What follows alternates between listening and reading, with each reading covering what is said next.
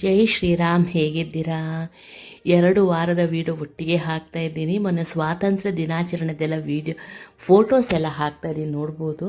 ಒಂದು 3-4 ದಿವಸ ಹುಷಾರಿರಲಿಲ್ಲ, ಆದ ಕಾರಣ ವೀಡಿಯೋ ಹಾಕಲಿಕ್ಕೆ ಆಗಲಿಲ್ಲ ನನಗೆ. ಈ ಶಾಖ ಕಳ್ಕೊಳ್ಳೋ ಪ್ರೋಗ್ರಾಮ್ ಇದೆಯಲ್ಲ, ಅದು ನಡೆಯುತ್ತೆ ನಮ್ಮ ದೇಹದಲ್ಲಿ ಚಾತುರ್ಮಾಸ್ಯ ವ್ರತ ಟೈಮಲ್ಲಿ. ನೋಡ್ಬೋದು. ಸೋದೆ ಸ್ವಾಮಿಗಳು, ಆಮೇಲೆ ಪೇಜಾವರ ಸ್ವಾಮಿಗಳು, ಪರ್ಯಾಯ ಶಿರೂರು ಸ್ವಾಮಿಗಳು, ಇದೆಲ್ಲ ನೋಡ್ಕೊಳ್ತಾ ಬನ್ನಿ. ಆಮೇಲೆ ಲಕ್ಷ್ಮೀ ಶೋಭಾನೆ ಕೆಲವು ಫೋಟೋಸು ವೀಡಿಯೋಸ್ ಹಾಕಿದ್ದೀನಿ, ಅದನ್ನೂ ನೋಡ್ಕೋತಾ ಬನ್ನಿ. ಖುಷಿಯಾಗುತ್ತೆ. ನಾನು 2 ವಾರನೂ ಹೋಗಿದ್ದೆ, ಬಟ್ ವೀಡಿಯೋ ಎಡಿಟ್ ಮಾಡಿ ಹಾಕಲಿಕ್ಕೆ ಆಗಲಿಲ್ಲ ನನಗೆ. ನೋಡಿ, ಪರ್ಯಾಯ ಶ್ರೀಗಳು ಧ್ವಜಾರೋಹಣ ಎಲ್ಲ ಮಾಡೋದನ್ನು ನೀವು ನೋಡ್ಬೋದು. ರಥ ಬೀದಿಯಲ್ಲಿ ಮಾಡ್ತಾರೆ ಆ್ಯಕ್ಚುಲಿ, ರಿಕ್ಷಾ ಚಾಲಕರ ಸಂಘದ್ದು. ಈಗ ಲಕ್ಷ್ಮೀ ಶೋಭಾನೆ ನೋಡ್ಕೊಂಡು ಬರೋಣ. ಕೆಲವು ಫೋಟೋಸ್ ಹಾಕಿದ್ದೀನಿ, ಕೆಲವು ವೀಡಿಯೋಸ್ ಹಾಕಿದ್ದೀನಿ, ಎಲ್ಲನೂ ನೋಡ್ತಾ ಬನ್ನಿ. ತುಂಬಾ ಚೆನ್ನಾಗಾಗತ್ತೆ. ಕೆಲವು ನನ್ನ ಫ್ರೆಂಡ್ಸಿನ ಫೋಟೋನೂ ಹಾಕಿದ್ದೀನಿ, ನೀವು ನೋಡ್ಬೋದು ಇಲ್ಲಿ.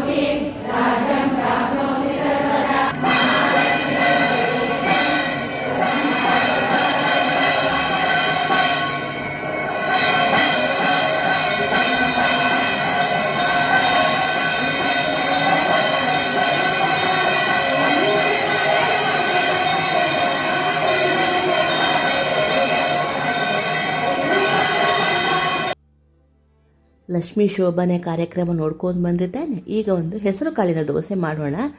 1 ಕಪ್ ಹೆಸರು ಕಾಳಿಗೆ ಅರ್ಧ ಕಪ್ ಅಕ್ಕಿ ಹಾಕ್ಬೋದು, ಅಥವಾ 1 ಹಿಡಿ ಅಕ್ಕಿ ಹಾಕ್ಬೋದು.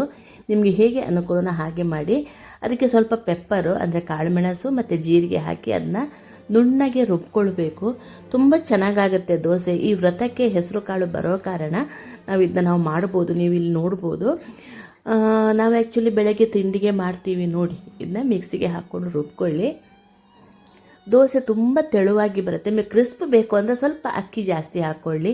ಮೆತ್ತಗೆ ಬೇಕು ಅಂತಂದರೆ ನಾವು ಇದನ್ನ ಹೆಸರು ಕಾಳು ಜಾಸ್ತಿ ಹಾಕ್ಕೊಳ್ಬೇಕಾಗತ್ತೆ. ಇದನ್ನ ನಾವು ಕಾಯಿ ಮೆಣಸು ಶುಂಠಿ ಎಲ್ಲ ಹಾಕಿ ವ್ರತ ಇಲ್ಲದಾಗಲೂ ಮಾಡ್ತೀವಿ ನಾವು. ಪೆಸರೊಟ್ಟು ಅಂತ, ಇದು ಆಂಧ್ರದ್ದು ರೆಸಿಪಿ. ನನ್ನ ಸೋದರತೆ ಕಾಶಿಯಮ್ಮ ಅಂತ ಇದ್ರು, ಅವ್ರು ನಂಗೆ ಕಲಿಸಿಕೊಟ್ಟಿರುವಂಥದ್ದು. ಅದರಲ್ಲಿ ಸ್ವಲ್ಪ ಮಾಡಿಫೈ ಮಾಡಿ ನಾವು ಈ ಥರ ಮಾಡಿದ್ದೀವಿ. ಈಗ ರಾಗಿನ ನೆನೆ ಹಾಕಿ ಹಾಲು ತೆಗೆದಿಟ್ಕೊಂಡಿದ್ದೀನಿ, ನೀವು ನೋಡ್ಬೋದು. ಈ ವ್ರತಕ್ಕೆಲ್ಲ ಇದು ತುಂಬ ಚೆಂದ ಆಗುತ್ತೆ ಆ್ಯಕ್ಚುಲಿ. ವ್ರತ ಏನು ಗೊತ್ತಾ, ಇವತ್ತಿಗೆ ಮುಗ್ದೋಗುತ್ತೆ, ನಾಳೆ ಏಕಾದಶಿ, ನಾಡಿದಿಂದ ಇದು ದಧಿ ವ್ರತ ಅಂದರೆ ಮೊಸರು ತಿನ್ನಬಾರ್ದು. ಆದರೂ ನಂಗೆ ಈ ವಿಡಿಯೋನ ಹಾಕಿದರೆ ಯಾವ ಟೈಮಲ್ಲೂ ಬೇಕಾದ್ರೆ ನಾವು ಇದನ್ನ ಮಾಡ್ಕೊಂಡು ಕುಡಿಬೋದು. ಆದ ಕಾರಣ ತೋರಿಸ್ತಾ ಇದ್ದೀನಿ. ಕುದಿಯುವ ನೀರಿಗೆ ಆ ಹಾಲನ್ನು ಹಾಕಿ ನೀಟಾಗಿ ಬೇಯಿಸ್ಕೊಳ್ಳಿ.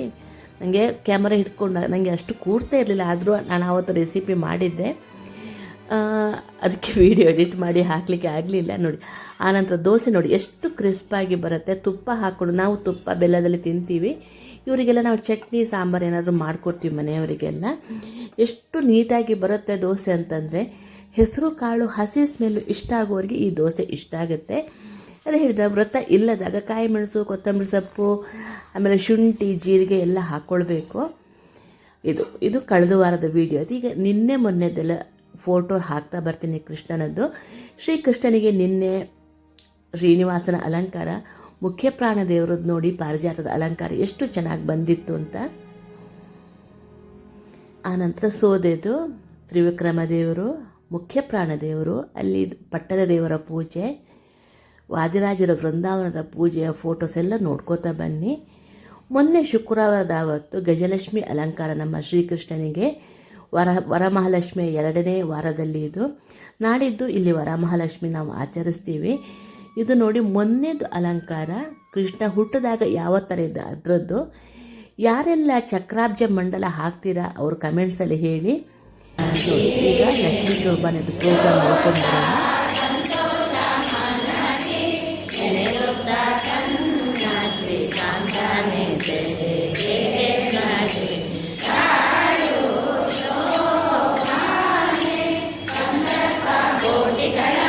ಗೆಲುವ ಸೌಂದರ್ಯದ ಚಂದವಾಗಿ ಸಾಚರು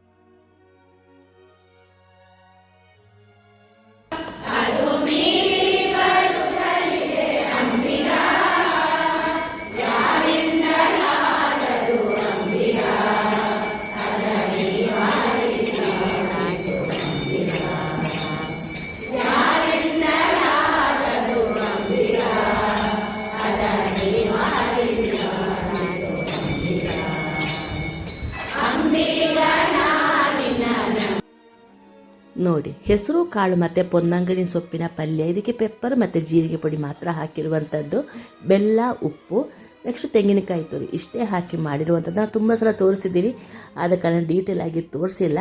ಆಮೇಲೆ ಮತ್ತೊಂದೆರಡು ರೆಸಿಪಿನ ತೋರಿಸ್ತಾ ಇದ್ದೀನಿ ಇವತ್ತು, ಅದನ್ನ ನಾವು ನೋಡ್ಕೊಂಡು ಬರೋಣ. ತುಂಬಾ ಚೆನ್ನಾಗಿ ಬರುತ್ತೆ ಈ ವ್ರತಕ್ಕೆಲ್ಲ. ವ್ರತ ಅಲ್ಲದಾಗೂ ನಾವು ಇದನ್ನೆಲ್ಲ ಮಾಡಿಕೊಂಡು ಆ್ಯಕ್ಚುಲಿ ಊಟ ಮಾಡ್ಬೋದು. ಹೆಲ್ದಿಗೂ ತುಂಬ ಒಳ್ಳೆಯದಿದು. ನೀಟಾಗಿ ಬೇಯಕ್ಕೆ ನೀರು ಆರಲಿಕ್ಕೆ ಬಿಟ್ಟುಬಿಡಿ. ಆನಂತರ ನೋಡಿ, ಈ ರಾಗಿ ಹಾಲು ನಾನು ಕುದಿಸಿ ತೋರಿಸಿದ್ನಲ್ಲ, ಈಗ ರಾಗಿ ಹಾಲು ಹೇಗೆ ತೆಗೆಯೋದು ಅಂತ ನೋಡ್ಕೊಂಡು ಬರೋಣ. ಶುರುವಿಗೆ ಮಿಕ್ಸಿಗೆ ಹಾಕಿ 1 ರೌಂಡ್ ನೀರು ಹಾಕದೆ ಪುಡಿ ಮಾಡ್ಕೊಳ್ಳಿ. ಆನಂತರ ನೀರು ಹಾಕಿ ಸೋಸಿ ತೆಗೆದ್ರೆ ನಮಗೆ ಹಾಲು ಸಿಗುತ್ತೆ. ಈಗ ಅದರಲ್ಲೇ ಹಾಲು ಬಾಯಿ ಯಾವ ಥರ ಮಾಡೋದು ನೋಡ್ಕೊಂಡು ಬರೋಣ. ನೋಡಿ, ರಾಗಿ 1 ರೌಂಡು ತಿರುಗಿಸಿ ನಾನು ಸ್ವಲ್ಪ ಪುಡಿ ಮಾಡಿದ ನಂತರ ಅದಕ್ಕೆ ನೋಡಿ ತೆಂಗಿನಕಾಯಿ ಹಾಕ್ಕೊಂಡಿದ್ದೀನಿ. ಸ್ವಲ್ಪ ನೀರು ಹಾಕ್ಕೊಂಡು ನೀಟಾಗಿ ಹಾಲು ತಗೊಂಡು ಹಾಲು ಬಾಯಿ ಮಾಡೋಣ. ತೆಂಗಿನಕಾಯಿ ಹಾಲು ಹಾಕದೆ ಹಾಗೆಯೇ ಕುದಿಯುವ ನೀರು ಹಾಕಿದರೆ ಅದು ನಿಮಗೆ ರಾಗಿ ಅಂಬುಲಿ ಆಗುತ್ತೆ. ಈ ವ್ರತಕ್ಕೆ ಅಂತೂ ತುಂಬಾ ಚೆನ್ನಾಗಾಗುತ್ತೆ. ನಾನು ಲಾಸ್ಟ್ ಟೈಮು ನಿಮಗೆ ತೋರಿಸಿದ್ದೆ ಗಂಜಿ ಯಾವ ಥರ ಮಾಡೋದು ಅಂತಂದ್ಬಿಟ್ಟು. ಇದನ್ನೆಲ್ಲ ಹಿಂಡಿ ತೆಕ್ಕೊಳ್ಳಿ. ಇದನ್ನು 2-3 ಸಲ ನೀರು ಹಾಕಿ ನಾವು ಹಿಂಡಿ ತೆಕ್ಕೊಂಡ್ರೆ ಸ್ವಲ್ಪ ಹಾಲು ಜಾಸ್ತಿ ಬರುತ್ತೆ. ಮಣ್ಣೆ ಮಗಚುವಾಗ ಸ್ವಲ್ಪ ಪ್ರಾಬ್ಲಮ್ ಆಗುತ್ತೆ, ಸ್ವಲ್ಪ ಜಾಸ್ತಿ ಹೊತ್ತು ಮಗಚಬೇಕಾಗತ್ತೆ. ಬಟ್ ಏನು ಗೊತ್ತಾ, ಎಲ್ಲ ನ್ಯೂಟ್ರಿಷಿಯಸ್ ಬಂದಿರುತ್ತಲ್ಲ, ನೆನೆಸರೆ ಅಂತ ನೆನೆ ಹಾಕಿದರೆ ತುಂಬಾ ಒಳ್ಳೆಯದು. ಒಂದು 5-6 ಗಂಟೆ ಆದರೂ ಈ ರಾಗಿ ನೆನೆಯುತ್ತೆ, ಆವಾಗ ತುಂಬ ನೀಟಾಗಿ ಹಾಲು ಬರುತ್ತೆ. ಏನು ಗೊತ್ತಾ, ಸಿಪ್ಪೆ ಜೊತೆ ಆರಾಮ್ಸೆ ಸಪ್ರೇಟ್ ಆಗುತ್ತೆ ಅದರ ಒಳಗಿನ ತಿರುಳೆಲ್ಲ. ನೋಡಿ, ಆನಂತರ ಬಾಣಲಿಗೆ ನಾನೊಂದು 3/4 ಕಪ್ಪಷ್ಟು ರಾಗಿಗೆ ಒಂದು ಅರ್ಧ ಕಪ್ಪಷ್ಟು ಬೆಲ್ಲ ಹಾಕ್ಕೊಂಡಿದ್ದೀನಿ, ನೋಡ್ಬೋದು. ಅದಕ್ಕೆ ಈ ನಾವು ಸೋಸಿಟ್ಟಂಥ ಹಾಲನ್ನು ಹಾಕಿ ಮಗಚಿಕೊಂಡು ಸ್ಟವ್ ಮೇಲೆ ಇಟ್ಟು ಸ್ವಲ್ಪ ತುಪ್ಪ, ಒಂದು ಚಿಟಿಕೆ ಉಪ್ಪು ಹಾಕಿ, ಒಂದು ಚಿಟಿಕೆ ಉಪ್ಪು ಸಾಕು, ಮಗಚ್ತಾ ಬನ್ನಿ. ಗಟ್ಟಿಯಾಗಿ ತಳ ಬಿಡುವ ತನಕ ನಾವು ಅದನ್ನ ಮಾಡಬೇಕು. ಈ ಪ್ರೊಸೀಜರ್ನ ನಾನು ಫಾಸ್ಟ್ ಫಾರ್ವರ್ಡಲ್ಲಿ ತೋರಿಸಿದ್ದೀನಿ. ತುಂಬ ಫಾಸ್ಟಾಗಿ ಹೋಗುತ್ತೆ, ನೀವು ನೋಡ್ಬೋದು. ಯಾಕಂದರೆ ತಳ ಬಿಟ್ಕೊಂಡು ಬರ್ತಾ ಅದನ್ನ ನಾವು ಕೆಳಗೆ ಇಳಿಸ್ಬೇಕಾಗುತ್ತೆ. ತುಂಬಾ ಹೆಲ್ತಿಯಾಗಿ ತುಂಬಾ ಚೆನ್ನಾಗಿ ಬರುತ್ತೆ. ಯಾವ ಮಕ್ಕಳಿಂದ ಮುದುಕರವರೆಗೆ ತಿನ್ಬೋದಾದಂಥ ಈ ರೆಸಿಪಿ ಹಾಲುಬಾಯಿ ರೆಸಿಪಿ. ಬಾಣಂತಿಗೂ ಕೊಡ್ತಾರೆ. ಹಾಲಾಗಲಿಕ್ಕೆ, ಬೋನ್ ಗಟ್ಟಿ ಆಗಲಿಕ್ಕೆಲ್ಲ ತುಂಬಾ ಒಳ್ಳೆಯದು. ಸ್ವಲ್ಪ ಗಟ್ಟಿ ಆಗ್ತಾ ಬಂದಾಗ ಸ್ವಲ್ಪ ತುಪ್ಪ ಹಾಕ್ಕೊಳ್ಳಿ. ತೆಂಗಿನಕಾಯಿ ಹಾಕೋದ್ರಿಂದ ಇಷ್ಟಕ್ಕೆ ಒಂದು 2-3 ಚಮಚ ತುಪ್ಪ ಸಾಕಾಗುತ್ತೆ. ವ್ರತ ಅಲ್ಲ ಅಂದರೆ ದ್ರಾಕ್ಷಿ, ಗೋಡಂಬಿ, ಆನಂತರ ಏಲಕ್ಕಿ ಕೂಡ ನಾವು ಹಾಕ್ಕೊಳ್ಬೋದು.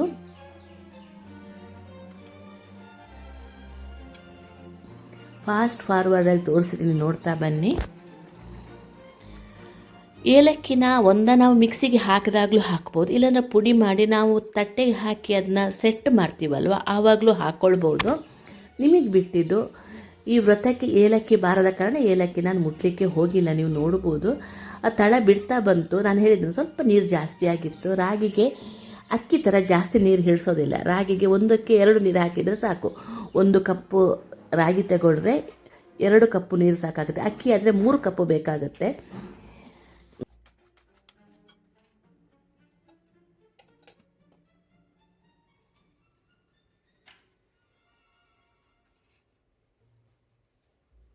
ತಟ್ಟೆಗೆ ತುಪ್ಪ ಹಾಕ್ಕೊಂಡು ರೆಡಿ ಮಾಡ್ಕೊಳ್ಳಿ. ಅಷ್ಟೊತ್ತಿಗೆ ಇದನ್ನು ಆಗೋಯ್ತು, ನೀವು ನೋಡ್ಬೋದು. ತುಂಬಾ ಚೆನ್ನಾಗಿ ಬರುತ್ತೆ, ಏನು ಸಿಲ್ಕಿಯಾಗಿ ಕಾಣಿಸ್ತಾ ಇತ್ತು ಗೊತ್ತಾ. ಒಂದು ಸಲ ಮಾಡಿ ನೋಡಿ, ತೆಂಗಿನಕಾಯಿ ತುಪ್ಪದ ಇದು ಕಾಣ್ತಾ ಉಂಟು ಇಫೆಕ್ಟು ನೋಡಿ. ಆನಂತರ ಇದನ್ನು ತಟ್ಟೆಗೆ ಹಾಕಿ ನೀಟಾಗಿ ಅದನ್ನ ಸ್ಪ್ರೆಡ್ ಮಾಡಿ ಆರಲಿಕ್ಕೆ ಬಿಡಬೇಕು, ಅದು ತುಂಬ ಇಂಪಾರ್ಟೆಂಟ್. ನೋಡಿ ಅದು ಬಿಡ್ತಾ ಇದೆ ತಲೆ, ನಿಮಗೆ ಕಾಣ್ಬೋದು. ತುಂಬ ಸುಲಭವಾಗಿ ಯಾರೂ ತಿಳಿಯದವರು ಕೂಡ ಮಾಡಬಹುದಾದಂತಹ ರೆಸಿಪಿ ಇದು. ನೋಡಿ ತಟ್ಟೆಗೆ ಹಾಕಿ ಸ್ವಲ್ಪ ಮೇಲೆ ತುಪ್ಪ, 1/4 ಚಮಚಷ್ಟು ತುಪ್ಪ ಹಾಕಿ ನೀಟಾಗಿ ಅದನ್ನ ಸೆಟ್ ಮಾಡ್ಕೊಳ್ಳಿ.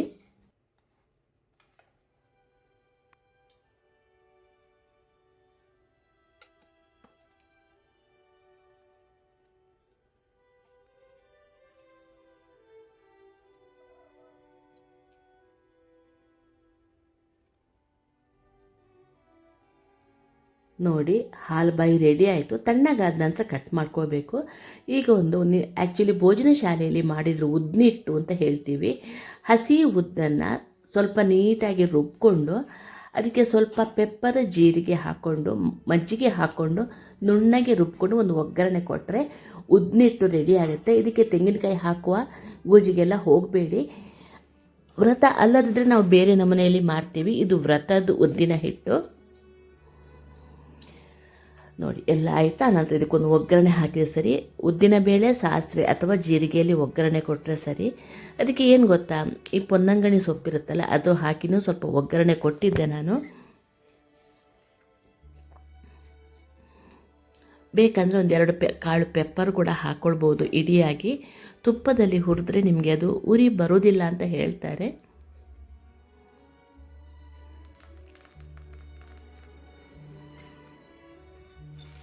ಹಾಗೆ ಬಿಡ್ತು.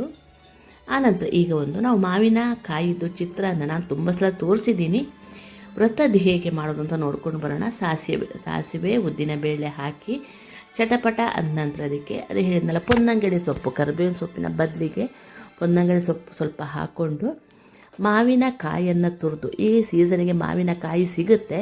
ಸಪೋಸ್ ಸಿಕ್ಕಿಲ್ಲ ಅಂತನೋರು ಆಮ್ಚೂರು ಪುಡಿ, ಅಂದರೆ ಮಾವಿನಕಾಯಿ ಬೇಸಿಗೆಯಲ್ಲಿ ಒಣಗಿಸಿ ಪುಡಿ ಮಾಡಿರ್ತಾರಲ್ವ ಅದನ್ನ ಹಾಕ್ಕೊಳ್ಳಿ. ನೋಡಿ ಅದನ್ನ ಹಾಕ್ಕೊಂಡು ಮಾವಿನಕಾಯಿ ಹಾಕ್ಕೊಂಡು ತೆಂಗಿನಕಾಯಿ ತುರಿ ಹಾಕ್ಕೊಂಡು ಸ್ವಲ್ಪ 1 ನಿಮಿಷ ಫ್ರೈ ಮಾಡಿದರೆ ಸಾಕು. ಅದರಲ್ಲಿ ಬೇಯುವಂಥದ್ದು ಏನೂ ಇಲ್ಲ. ಸ್ವಲ್ಪ ಬೇಗ ಹಾಳಾಗೋದು ಬೇಡ ಅಂತ ಮಾತ್ರ 1 ನಿಮಿಷ ಅಷ್ಟು ಅದನ್ನು ಫ್ರೈ ಮಾಡಬೇಕು.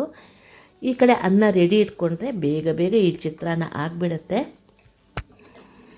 ಭೋಜನ ಶಾಲೆಯಲ್ಲಿ ಈಗ ವ್ರತದ ಅಡುಗೆ ಆದ ಕಾರಣ ತುಂಬಾ ಚೆನ್ನಾಗಿ ಮಾಡ್ತಾ ಇರ್ತಾರೆ. ನೋಡಿ ಇದು ಆದ ನಂತರ ನೋಡಿ ಅನ್ನಕ್ಕೆ ಉಪ್ಪು, ಬೆಲ್ಲ, ಆನಂತರ ಈ ಒಗ್ಗರಣೆ ಹಾಕಿ ಮಿಕ್ಸ್ ಮಾಡಿಕೊಳ್ಳಿ. ನಿಮಗೆ ಮತ್ತೊಂದು ವಿಷಯ ಹೇಳಬೇಕಿತ್ತು. ಭೋಜನ ಶಾಲೆಯಲ್ಲಿ ಯಾಕೆ ನೆಲದಲ್ಲಿ ಊಟ ಮಾಡ್ತಾರೆ ಅಂತ ನಿಮಗೆ ವಿಡಿಯೋ ಬೇಕು ಅಂದರೆ ಹೇಳಿ ಹಾಕ್ತೀನಿ. ಶನಿವಾರ ಕಾಲು ಇಡಲಿಕ್ಕೆ ಜಾಗ ಇಲ್ಲ, ಅಷ್ಟು ಜನ ಬರ್ತಾರೆ ಇಲ್ಲಿ. ಅದು ಈಗ ವ್ರತ ಆದ ಕಾರಣ ನಮಗೂ ಹೋಗುವಂಥ ಅವಕಾಶ. ನಿಮಗೆ ಬೇಕಂದರೆ ಕೇಳಿ ವಿಡಿಯೋ ಮಾಡಿಕೊಡ್ತೀನಿ. ನೋಡಿ ಇದು ಹಾಲ್ಬಾಯಿ ಸ್ವಲ್ಪ ಆರಲಿಕ್ಕೆ ಬಾಕಿ ಇತ್ತು, ದೇವರಿಗೆ ಇಟ್ಟು ನೈವೇದ್ಯ ಮಾಡಬೇಕು. ಬೆಲ್ಲ ತೆಂಗಿನಕಾಯಿ ಹಾಕಿದ್ದನ್ನು ಯಾವತ್ತೂ ಅಷ್ಟೇ. ನೋಡಿ ಇದು ತಣ್ಣಗಾಗಿರಲಿಲ್ಲ, ಇನ್ನು ಬಿಸಿನೇ ಇತ್ತು. ಸ್ವಲ್ಪ ಮಾರ್ಕ್ ಮಾಡಿಬಿಟ್ಟೆ ಅಷ್ಟೇ. ನೋಡಿ ಚಾಕುಗೆಲ್ಲ ಅಂಟ್ಕೋತಾ ಇತ್ತು ಅದು.